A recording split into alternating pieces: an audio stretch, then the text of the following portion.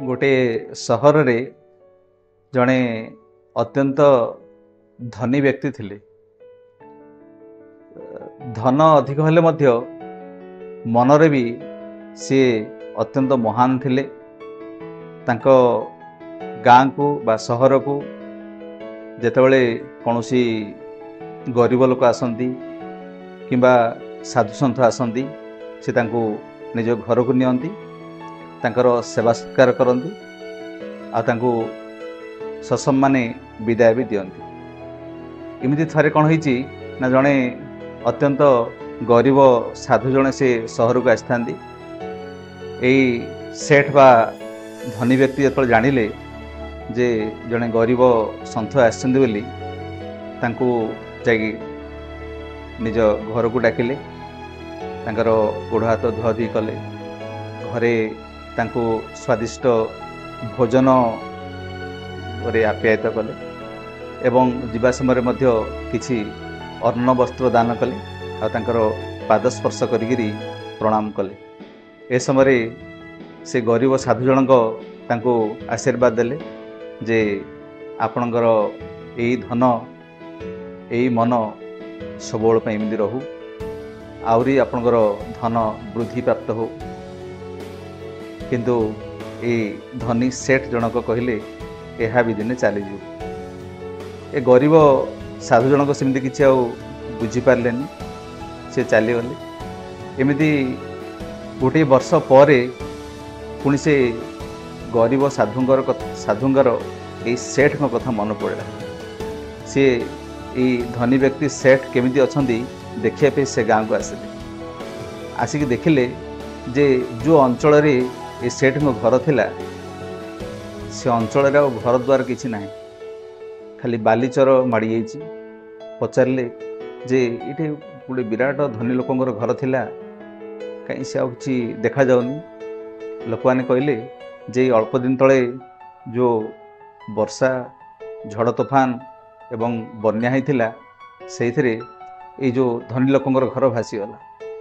अच्छा सी भी कौट रोचंदी ना आपन जो देखुचंदी ये पाख गाँटा धला घर जो देखा से घरे जड़े धनी लोक रोचंदी, तांको घरे वर्तमान ये रही काम करुचंदी, तांकर सेवा करुचंदी। ये आश्चर्य कहले नाई तांको घर जे देखिबा। गले से घर को कबाट ठक ठक करिसेंदी, से निजे से जो धनी सेठ व्यक्ति निजे आसी खोलिले जे वर्तमान तांको घरे चाकर हिसाब रे काम करुचंदी।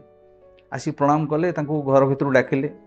आपण ए की अवस्था ना एमदी परिस्थिति भितर आमे गति करथुलु, आज मोर ए अवस्था। से आउथ तांको प्रणाम कले, ये फेरी आसी तांको आशीर्वाद कले जे आपणकर जो धन थिला आपण से आउथरे धन पुनः प्राप्त हो, आपणकर गरीब अवस्था चली जाऊ। आशीर्वाद परे जो सेठ बर्तमान चाकर हिसाब से काम करछंती से कहले एहा भी दिने चली जाऊ। ये साधु जनक भाविले जे ये कहीं ये कथा कहउछंती एहा भी दिने चली जाऊ। ठीक अछि पळे आसिले। ठीक आउ किछि मास परे से रास्ता रे से जाउथिले, साधु जनक कहले जाई देखिबा जे एई जो चाकर हिसाब से काम करुचंती सेठ व्यक्तिंकर आंकर कौन मन परिवर्तन होइछि। जाई कबाट ठक ठक कले, जड़े लोक आसी खोलले। क्या खोजुंट ना ये जड़े घर जी चाकर हिसाब से थे मुझे खोजुची। से चाकर नुह, बर्तमान सी निजे ए घर मालिक। केमिति ना जो व्यक्ति जनक थे कि पुओ झील नथिले, जार सेवा शुश्रूषा करथिले एवं तांको परे तांको अंते बर्तमान सी निजे ही तार मालिक होइछि। आउ थे से जी चाकर हिसाब से काम करते सेठ जनक से निजे बर्तमान सेठ परिणत होती। जो देखिले साधु जनक से अत्यंत खुशी हो गले।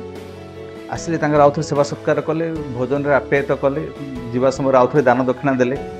प्रणाम करिया समय धनी व्यक्ति जनक आउ थे कहले, तांकर आशीर्वाद मागिले आपणकर से धन धान्य आपण पूर्ण होता आपणकर घर।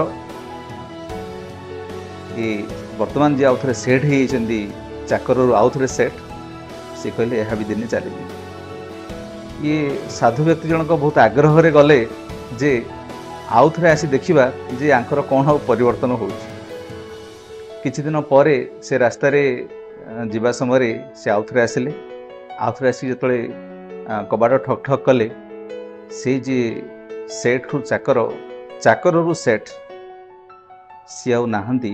ତାଙ୍କ ସ୍ତ୍ରୀ ଧଳା ଶାଢ଼ୀ ପିନ୍ଧିଛନ୍ତି। ଆସିକିରି କବାଟ ଖୋଲିଲେ।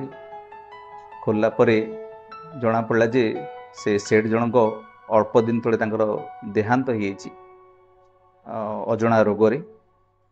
ଆଉ ବହୁତ ଚେଷ୍ଟା କଲେ, ଡାକ୍ତର ତାକୁ ବଞ୍ଚେଇ ପାରିଲେନି। ସ୍ତ୍ରୀ ବହୁତ କାନ୍ଦିଲେ, ସାଧୁ ବି ବହୁତ ଦୁଃଖ କଲେ। ଆଉ ପଚାରିଲେ କେମିତି ଅନ୍त्यେଷ୍ଟି କ୍ରିୟା କ'ଣ ହେଲା, କ'ଣ କାର୍ଯ୍ୟକ୍ରମ ହେଲା, ସବୁ ବିଷୟରେ ଜାଣିଲେ। ଆଉ କହିଲେ ଆପଣଙ୍କର କିଛି ସ୍ମୃତିସ୍ତମ୍ଭ କରିଛନ୍ତି? ହଁ, ଆମେ ଯେଉଁ ରାସ୍ତାରେ ଆପଣ ଆସିଲେ ପାଖରେ ଯେଉଁ ନଦୀ ଅଛି, ସେ ନଦୀ ପାଖରେ ହିଁ ତାଙ୍କ ସ୍ମୃତିସ୍ତମ୍ଭ କରାହେଇଛି। ଇଏ ସାଧୁଙ୍କର ଆଗ୍ରହ ହେଲା ଯେ ଲୋକଟାର ଏ ସାଧୁ ଜଣକ, ଏ ଯେଉଁ ଇଏ ତ ସେଠ ନୁହନ୍ତି, ସେ ନିଜେ ଜଣେ ସାଧୁ ଥିଲେ, ତାଙ୍କର ନାଁ କ'ଣ ଜାଣିବା। ସେ ଗଲେ, ସେ ନଦୀ ପାଖକୁ ଗଲେ, ରାସ୍ତା କଡ଼ ଦେଖିଲେ ଯେ ସ୍ମୃତିସ୍ତମ୍ଭ କରାହେଇଛି। ସେଥିରେ ଆବିର୍ଭାବ ତିରୋଧାନ ଲେଖା ହେଇଛି, କିନ୍ତୁ ବଡ଼ ଅକ୍ଷରରେ ଯେଉଁ ନାଁ ଲେଖା ହେଇଛି, ସେ ନାଁ କିଛି ଆଉ ନାହିଁ। ସେ ନାଁ ଲେଖା ହେଇଛି ଯେ ଏହା ବି ଦିନେ ଚାଲିଯିବ। ଇଏ ବହୁତ ଆଶ୍ଚର୍ଯ୍ୟ ହେଲେ, ଦୁଃଖରେ ଗଲେ। ଏମିତି କିଛି ବର୍ଷ ପରେ ସେ ରାସ୍ତାରେ ଯିବା ସମୟରେ ତାଙ୍କର ହଠାତ୍ ମନେ ପଡ଼ିଲା ଯେ ସେ ସ୍ମୃତିସ୍ତମ୍ଭଟା ଟିକେ ଦେଖିଦେବା। ପାଖକୁ ଗଲେ, ସିଏ ଆଗ ପଛ ଏମିତି ହେଉଥାନ୍ତି, ସେ ଜାଗାରେ ଆଉ ସେ ସ୍ମୃତିସ୍ତମ୍ଭ ନାହିଁ। ସେ ପାଖରେ ବିଲରେ ସ୍ତ୍ରୀ ଲୋକମାନେ କାମ କରୁଥିଲେ।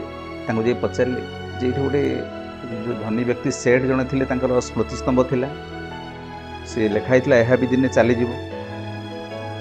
ସେ ମା ମାନେ କହିଲେ ଯେ ଏବେ ଯେଉଁ ବନ୍ୟା ଗଲା କିଛି ମାସ ତଳେ, ସେ ବନ୍ୟାରେ ସେ ସ୍ମୃତିସ୍ତମ୍ଭ ବି ଧୋଇକି ପଳେଇଲା।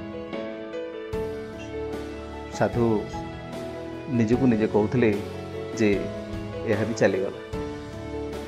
ଆମର ଯାହା ସବୁ ଭଲ ସମୟ ଆସୁଛି ଶ୍ରୋତାବନ୍ଧୁ, ଏହା ବି ଦିନେ ଚାଲିଯିବ। ଆପଣମାନେ ଯେତେବେଳେ ଖରାପ ସମୟ ଦେଇ ଗତି କରୁଛନ୍ତି, ତାହା ବି ଦିନେ ଚାଲିଯିବ। ଗର୍ବ କାହିଁକି, ଅହଙ୍କାର କାହିଁକି, ଦୁଃଖ କାହିଁକି, ଅତ୍ୟଧିକ ଉଲ୍ଲାସ କାହିଁକି? ଆଜି ପାଇଁ ଏତିକି। ଧନ୍ୟବାଦ।